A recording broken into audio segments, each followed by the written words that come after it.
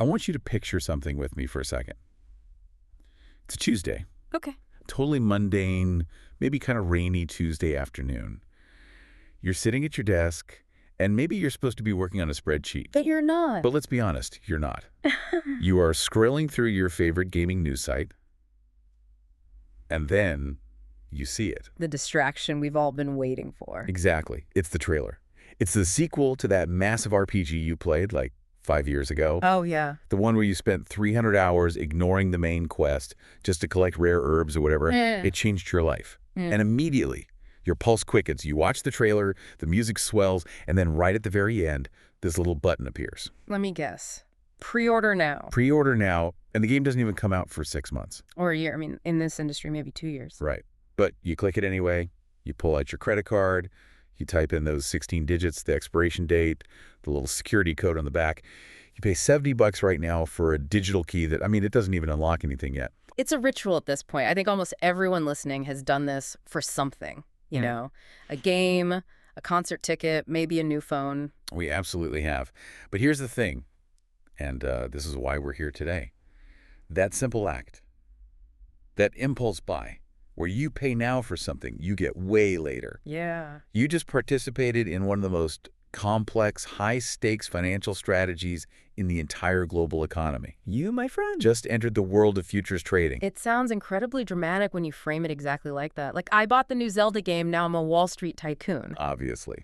But you are absolutely right. The mechanics of it are identical. You really are. So today, we're going on a deep dive into a topic that, honestly, usually makes people's eyes just totally glaze over. We are talking about futures. Right. And I know that as soon as you hear that word, you probably imagine guys in those blue jackets screaming on a trading floor in Chicago. Or just confusing charts with lines going everywhere. That feels impenetrable. Yeah, it feels like something you absolutely need a PhD to understand. It definitely has that reputation. It's often viewed as this, I don't know, this dark art of finance, like a casino for the ultra-wealthy. Right. But the reality is actually much more grounded. The sources we have for today's deep dive are fantastic because they strip away all of that jargon. Oh, totally. We have this super simple guide for beginners that breaks this down using, wait for it, chocolate bars and pinky promises. Which, for the record, is my absolute favorite kind of economic analysis. If you can explain it to me with chocolate, I am listening. I thought you'd like that. And we also have our really detailed visual breakdown of a wheat farmer's business strategy. Okay. So our mission today is simple. We are going to demystify this. We're going to take this terrifying financial instrument and show you that at its core, it is something a kid could understand. Yeah. And by the end of this hour, we promise you're going to understand how airlines price their tickets, how farmers sleep at night without constantly worrying about the weather, and the crucial difference between protecting your money and just flat out gambling with it. And we're going to figure out who actually holds the money when things go wrong. Yes. Because that's the part nobody really talks about. No, I have so many questions about that part. So are you ready to make a deal? I am ready. Let's dive in. Okay, let's start with the absolute basics. What exactly is a future? Because, I mean, to me, it sounds like we're talking about sci-fi, the future. It's much simpler than that. If we look at our guide, it offers a definition that I think is just perfect. It says futures trading is essentially a pinky promise to buy or sell something at a set price where the exchange happens later. A pinky promise. Yeah. That sounds, I don't know, legally binding. Well, in the playground, maybe not so much. But in the financial world, absolutely. Think about that video game example you started with. Right. You promise to pay a price, or you actually just pay it, and the publisher promises to deliver the game later. That is the essence of it. It's separating the agreement from the actual delivery. Okay, but usually when I buy something, I give you cash, you give me the thing. Done. Transaction over. Right. That's the spot market. You buy on the spot. Futures are more about time travel. You agree on the price today, but the reality of the trade happens tomorrow, or next month, or next year.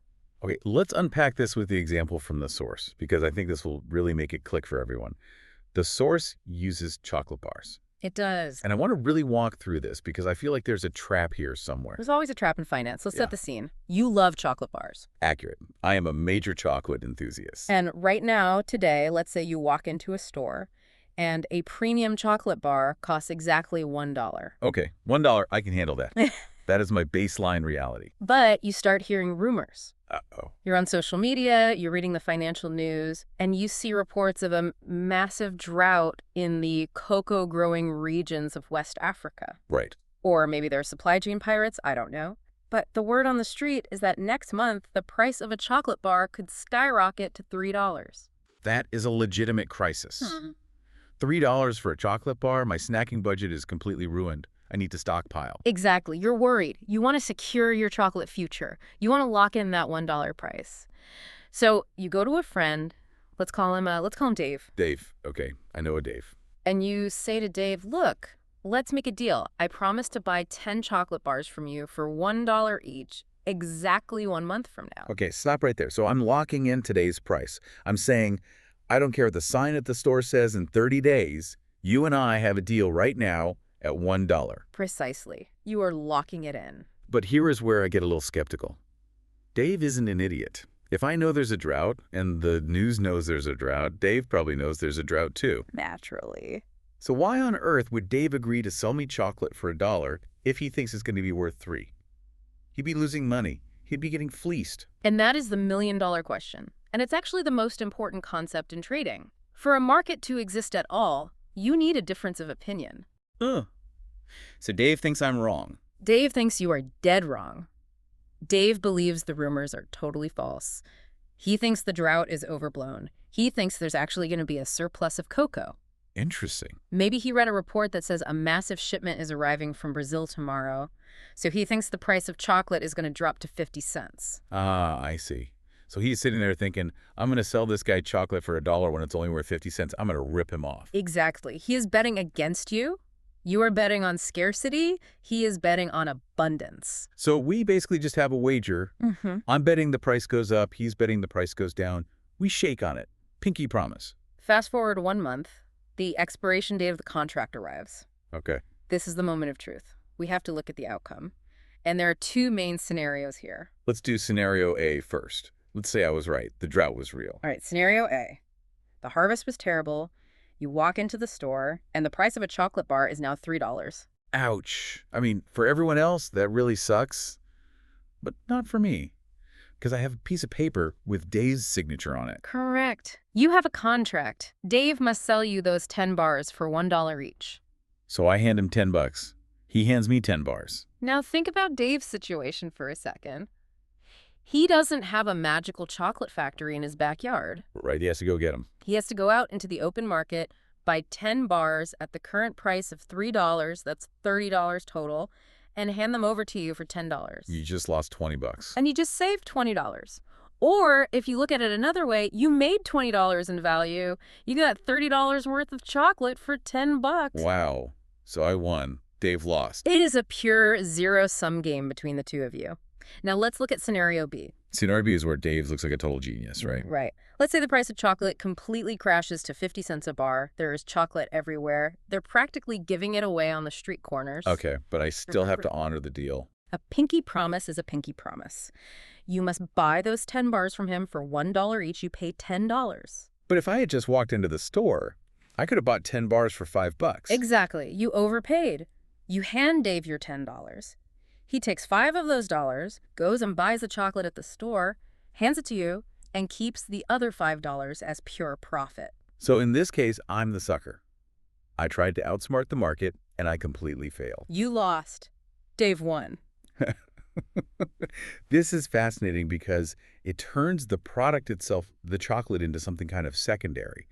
The deal is the thing we're actually focused on. We're trading the obligation to buy it, not just the snack. That is the big aha moment. That agreement, the specific deal to transact later at a locked price, that is the futures contract, it's a binding obligation. Yeah. And while chocolate loans are a really fun example, this exact mechanic is literally the engine running the global economy. It's wild to think that billion-dollar industries are basically doing the same pinky promise, but just with a few more zeros on the end. It is. But before we get to the billion-dollar industries, I want to ask a really practical question. In the real world, what if Dave just runs away? Counterparty risk. Yeah. Scenario A happens, chocolate is $3, Dave owes me the bars, but Dave is broke. Or Dave just ghosts me, blocks my number. What happens then? Well, in the playground, you're just out of luck. You have a broken promise and no chocolate. Right. But the financial markets realized about 150 years ago that you cannot run an economy on trust alone. So who makes Dave pay? This is a missing piece and a lot of basic explanations, but it's incredibly crucial.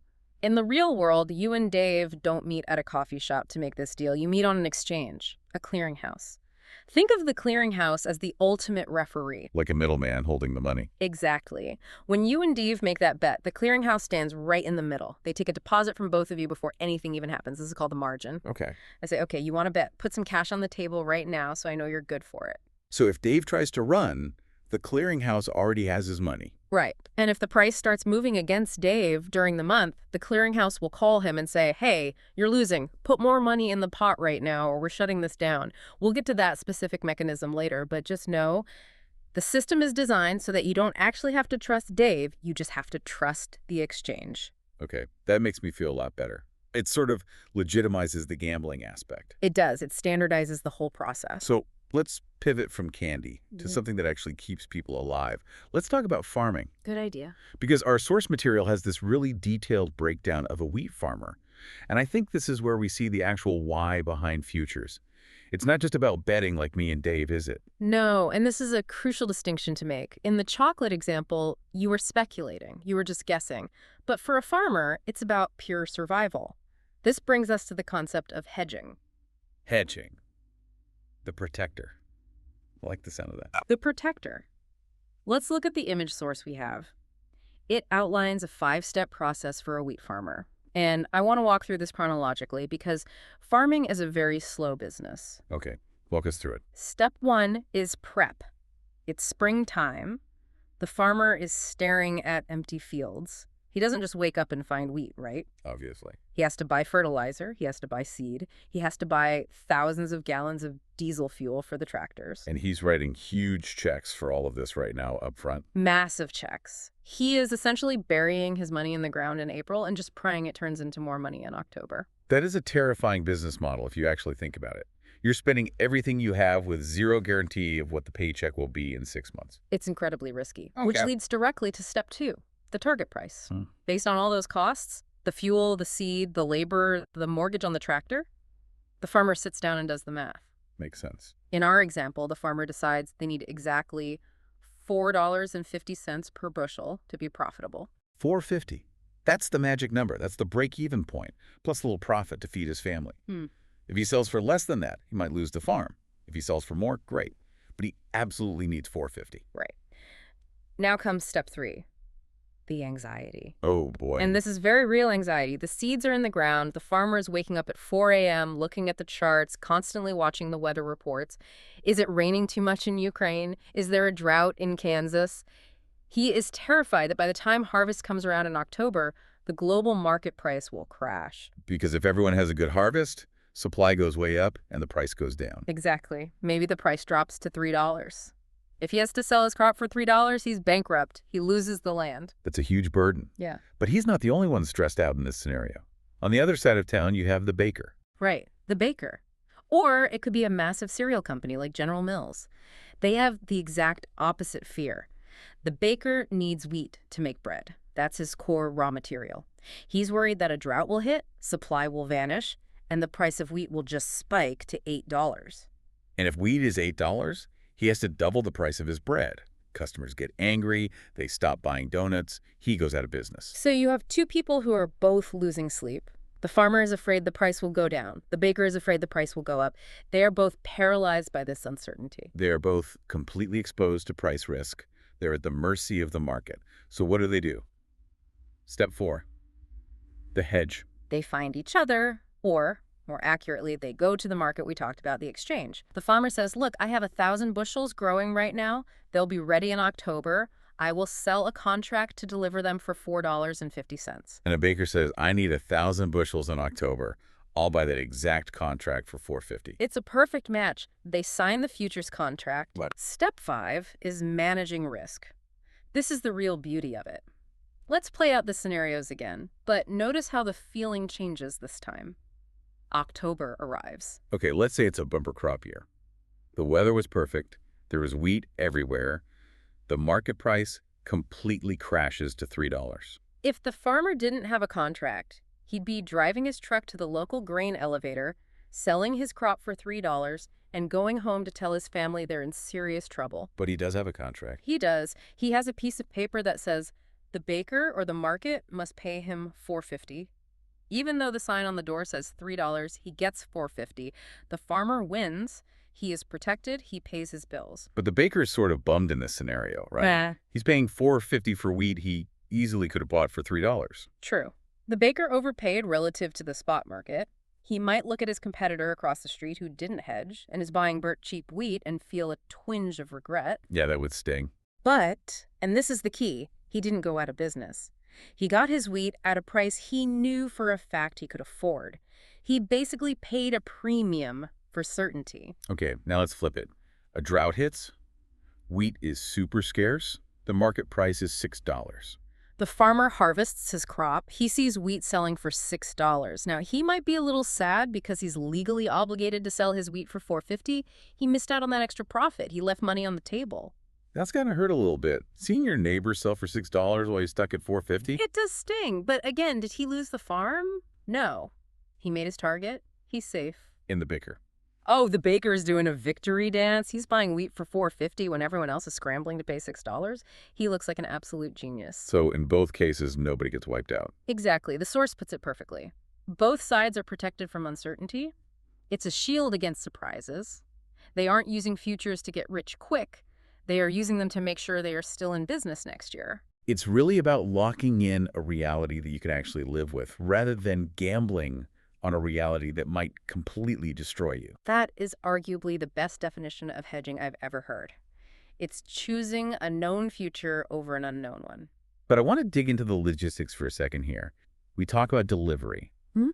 Does the baker actually get the farmer's specific wheat? Like, does a truck just show up at his bakery? In the old days, yes, absolutely. No. But today, usually no. This is where it gets a little technical, but it's really interesting.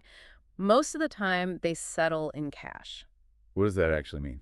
It means the farmer sells his actual physical weight to his local grain elevator at the local price, and then he uses the profit or loss from the futures contract to make up the difference. It's a financial offset. Okay. But the math works out exactly the same. The contract basically acts as an insurance policy that pays out exactly what he lost in the real world. That makes a lot of sense. It's less about moving physical grain across the country and much more about moving money to balance the books. Exactly. It's a financial tool, not just a logistics tool. And this brings us back to something we touched on right at the beginning, the futures thinking in everyday life. Because let's be real, most of our listeners aren't wheat farmers. Hopefully not. It's incredibly hard work, no vacations. Right. But that video game example, now let's dig a little deeper into that. Because the source says pre-ordering IS futures thinking. It really is. Think about the setup again. You pay $60 today for a game launching in 3 months. You have taken a long position. You are the buyer. Right. I am betting on the game. You are. Now think about the risks.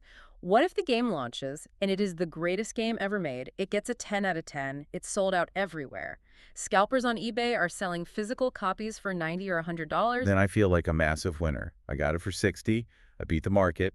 I hedged against the price spike. Exactly. You locked in a low price. But what if the reviews drop the day before launch and it's a buggy mess? It crashes every 5 minutes. The price at the store drops to $30 within a week just to clear out the inventory. Then I feel like an absolute idiot. I paid $60 for a $30 product. You experienced a loss on your futures contract. You overpaid. It's the exact same mechanic as the baker and the farmer, just with digital dragons instead of bushels of corn. It's funny because we actually do this all the time without even realizing it. What about buying a plane ticket 6 months in advance? That is a futures contract. You're betting the price will go up as the date gets closer. And the airline is betting they can fill the seat right now and secure the cash.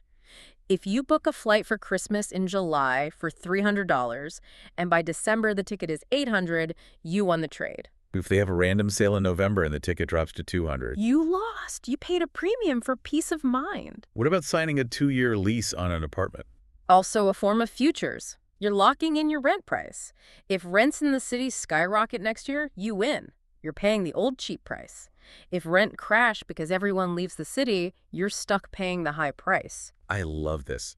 It makes the whole concept feel so much less alien. We are all futures traders. We just don't have the cool jackets or the screaming trading pits. We're all managing risk constantly. That's really what life is. So we've established the concept. We've got the chocolate, the wheat, the video games, the apartments. But who are the actual people doing these in the big financial markets?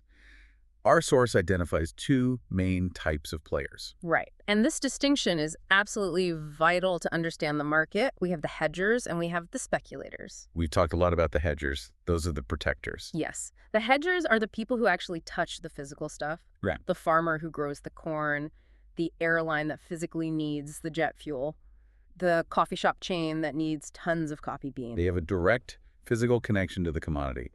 They have skin in the game in the real world. Correct. They use futures to neutralize risk. Their main goal is stability. They just want to know what their budget is. They are generally risk-averse. Okay, so that's sort of the noble side of the market, the protectors. Yeah. But then we have the other side, the gamblers, the speculators. Ah, the speculators. These are the people usually depicted in the movies. These are traders who are trying to make money purely by guessing if prices will go up or down. And the crucial distinction here is, do they actually want the corn? They absolutely do not want the corn. Right. Imagine a guy in a high-rise apartment in New York City buying a contract for 5,000 bushels of corn. If he forgets to sell that contract before it expires, he technically owns that corn. Oh, my God. I'm just picturing a massive dump truck backing up to a luxury lobby in Manhattan. Delivery from Mr. Smith. Where do you want the grain, sir? Exactly. That is a speculator's absolute nightmare. And it actually happens occasionally, usually to rookie traders who forget to close their positions. That way. Yeah, they get a call from a warehouse in Nebraska asking for shipping instructions. Total panic ensues. So they never, ever intend to take delivery. Never. They only want to profit from the price movement.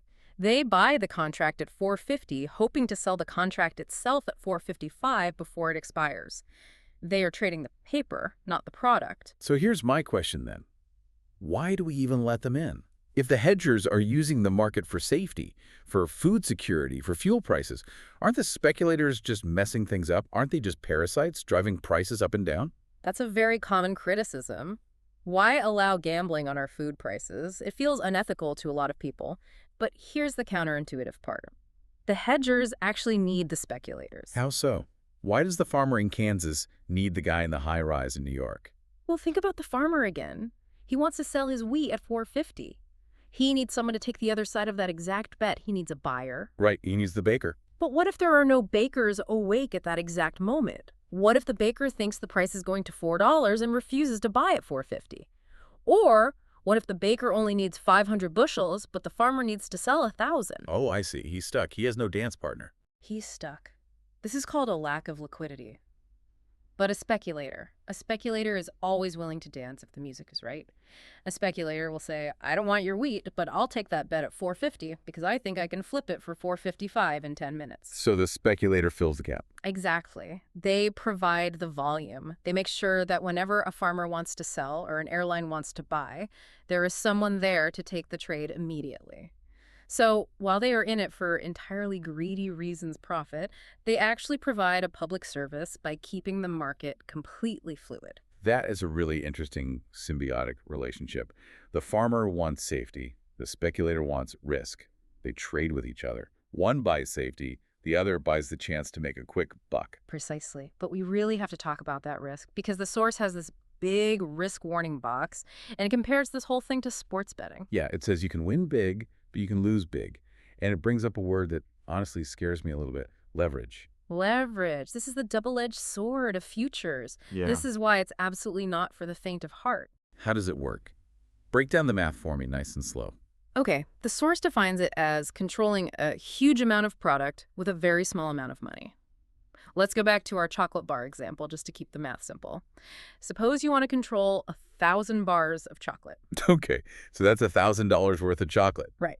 Now, in the regular stock market, if you want to buy $1,000 of Apple stock, you usually have to pay $1,000.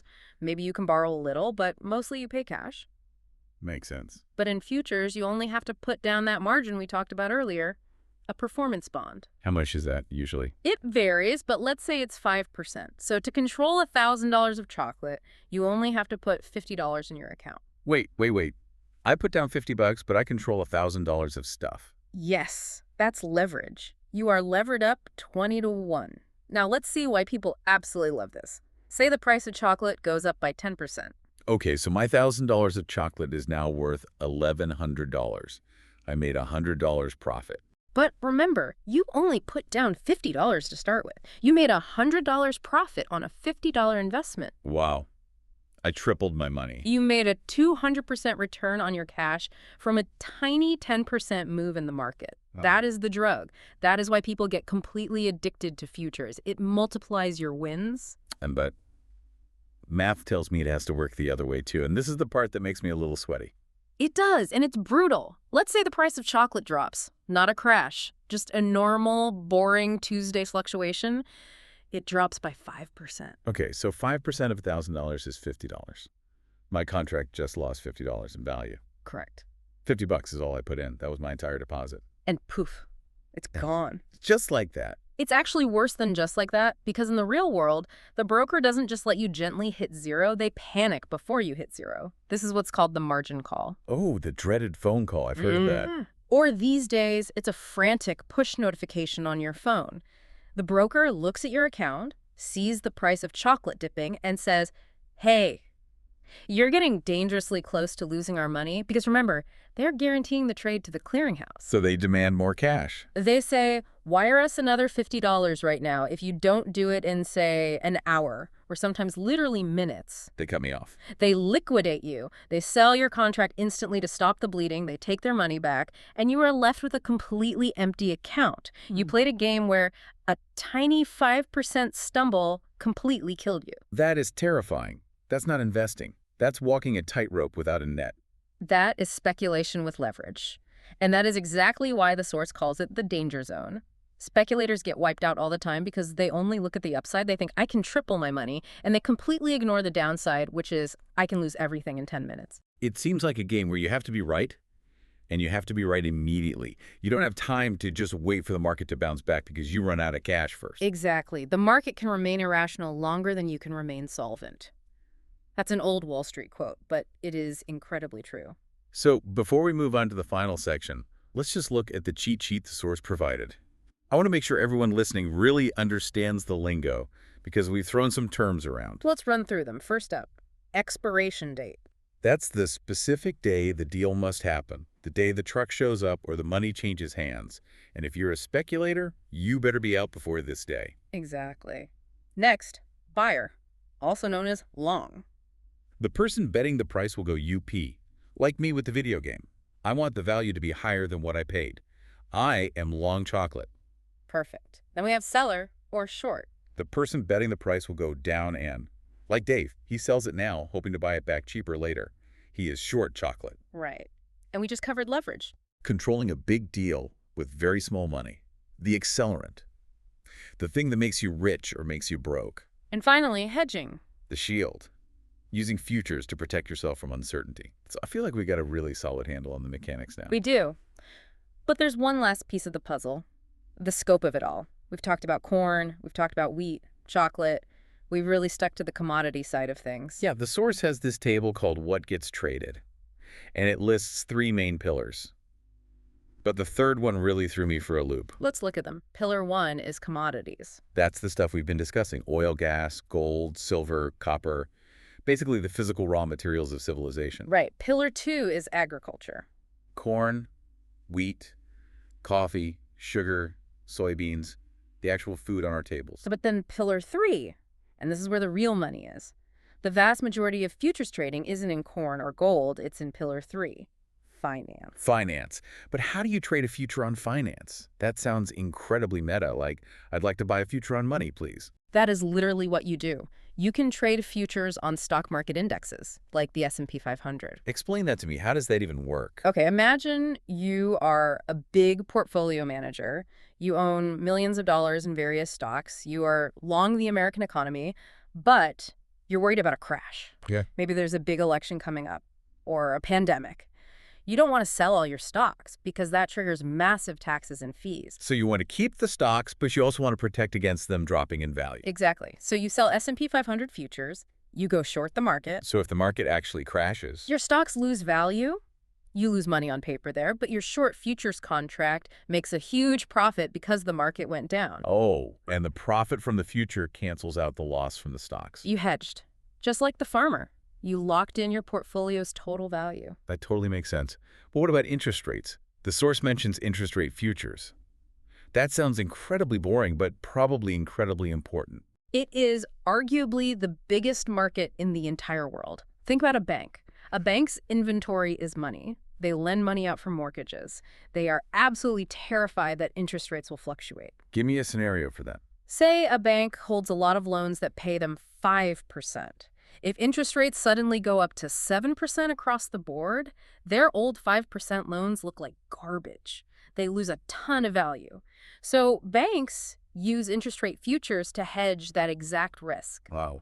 They are betting on the direction of the Federal Reserve so that no matter what the Fed does, the bank's balance sheet remains stable. So this entire system, which basically started with farmers just trying to make sure they didn't starve if the harvest failed, has evolved into a way to stabilize the entire global banking system. It has. And currencies, too.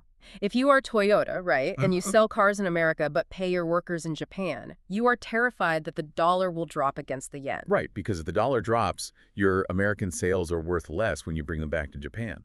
Exactly. So Toyota buys currency futures. They lock in the exchange rate today.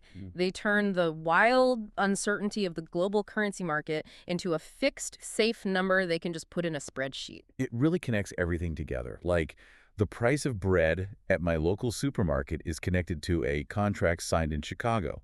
The interest rate on my mortgage is hedged by a bank using futures. The price of my plane ticket. Let's actually hit that plane ticket one last time.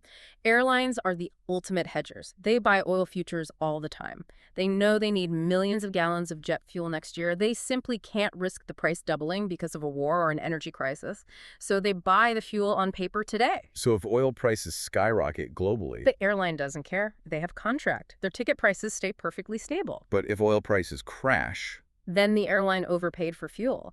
They might technically lose money on the hedge, but, and this is the key to everything we've talked about, the airline didn't go bankrupt. They prioritized survival over optimization. That's a really beautiful way to put it. Prioritizing survival over optimization.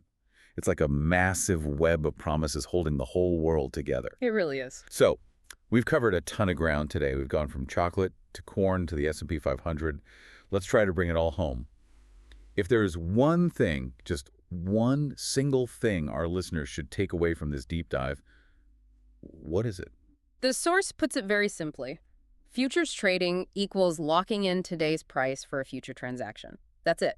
Whether you're a massive global airline or just a kid buying a video game, you are locking in a price now to completely avoid the uncertainty of later. And remember the two sides of the coin. You have protection, which is the hedge, the farmer who just wants to sleep at night. And then you have profit, the speculator, the gambler who wants to ride the wave and provide the liquidity. Both are essential to the system. Both are playing the exact same game, but with very different goals. One is basically building a dam to stop the flood. The other is surfing the flood. I love that analogy. Now, I want to leave everyone with a final thought here. We live in a world that feels increasingly unpredictable. Prices go up, prices go down. Politics, weather, technology, it all just feels so chaotic right now. It does. It feels like we have no control over any of it. And futures trading is basically humanity's best attempt to tame that chaos. Yeah. To put a leash on the future. To say, I don't know what will happen tomorrow, but I know exactly what I will pay. But here's the question I want you to mull over. Is the cost of that certainty always worth it? That's the real question, isn't it? When you lock in a price, when you pre-order that game or book that flight 6 months out or hedge that crop, you are potentially overpaying. You are paying a premium for peace of mind. Is it always better to pay for that safety? Or is there real value in staying flexible, taking the risk, and just seeing where the market takes you? Sometimes riding the wave is cheaper than building a seawall. But, you know, you have to be willing to get wet. Exactly. Think about that the next time you hesitate over a buy now button. You're not just shopping, you're trading futures. Thanks for diving in with us today. It's been a pleasure. See you next time.